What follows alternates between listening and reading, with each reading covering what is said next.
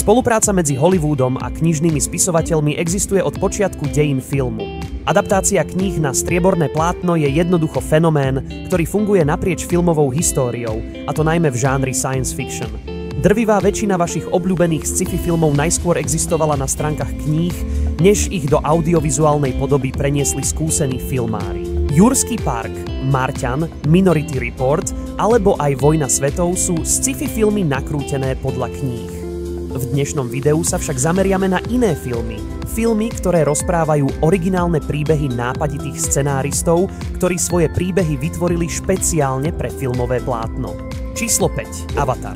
Podľa nášho názoru by veľmi úspešný Avatar Jamesa Camerona na stránkach písaného románu veľmi dobre nefungoval. Hoci je založený na silnom vykupiteľskom príbehu, je to príbeh, ktorý sme už počuli 1000-krát a je dosť nabitý rôznymi klišé. Avatar stojí a padá na svojej vizuálnej stránke, ktorá je aj 14 rokov po uvedení filmu do kín stále uchvatná. Navyše ide o jeden z prvých filmov, ktorý bol cielene vytvorený pre 3D kiná s využitím najnovších technológií, aby sa úchvatné scenérie mimozemskej Pandory dostali priamo do pozemských kín.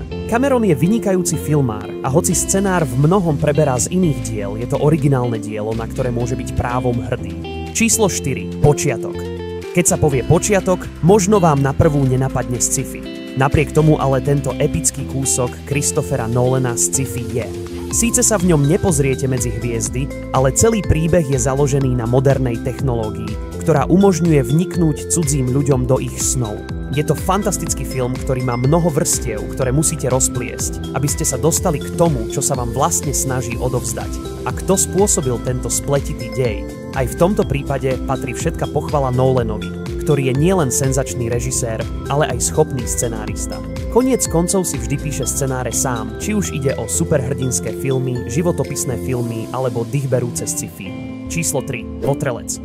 Vesmírna loď Nostromo cestuje vesmírom a na jej palube čelí posádka nebezpečnej a hrozivej hrozbe, ktorá má namiesto krvi kyselinu a niekoľko radov zubov ostrých ako britva. Asi ste si domysleli, že máme na mysli legendárneho votrelca, ktorého Ridley Scott uviedol do kín v roku 1979. Na rozdiel od Nolana je však Scott výlučne režisérom a písanie scenárov prenecháva iným.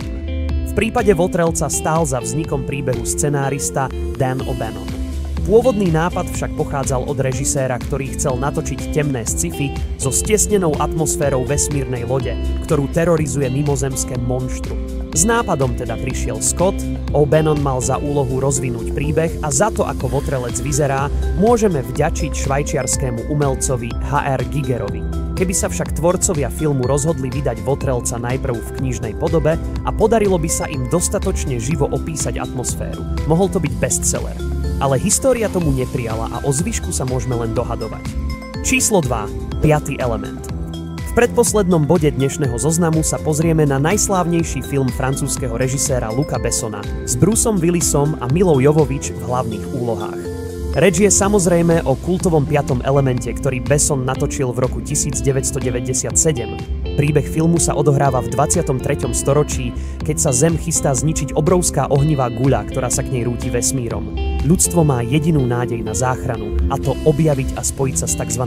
Najvyššou bytosťou, ktorá s pomocou 4 základných elementov môže zabrániť zničeniu Zeme. Ide síce o pomerne zamotaný príbeh, ktorý sa často vracia do minulosti, napriek tomu 5. element nie je adaptáciou knižnej predlohy. Zápletku vymysleli spoločne Luc Besson a Robert Marc Kamen. Títo páni sa tiež inšpirovali rôznymi dielami vrátane viacerých francúzskych sci-fi komiksov, ale výsledný film je originálnym výtvorom bez priamej nadväznosti na akékoľvek predchádzajúce dielo. Číslo 1. Star Wars. Na záver dnešného videa sme si nechali filmovú sériu, ktorá dala vzniknúť nespočetnému množstvu rôznych pokračovaní, a to vo svete filmov, videohier, komiksov a dokonca aj kníh. Na úplnom začiatku však stál George Lucas a jeho túžba natočiť originálny sci-fi snímok, ktorý by rozprával epický príbeh inšpirovaný rytierskými aj samurajskými príbehmi. Samozrejme hovoríme o pôvodných hviezdnych vojnách, ktoré sa zrodili v hlave ich tvorcu, ktorý ich nielen režíroval, ale napísal k ním aj scenár. Lucas bol spoluautorom scenára 5 zo 6 epizód pôvodnej a prequelovej trilógie, ale potom predal práva spoločnosti Disney, ktorá ďalšie Star Wars riešila svojím vlastným spôsobom. Pre toto video to bude všetko. Ak sa vám páčilo, nezabudnite mu dať like alebo sa prihlásiť na odber nášho kanála a uvidíme sa na budúce. Zatiaľ sa majte a čaute.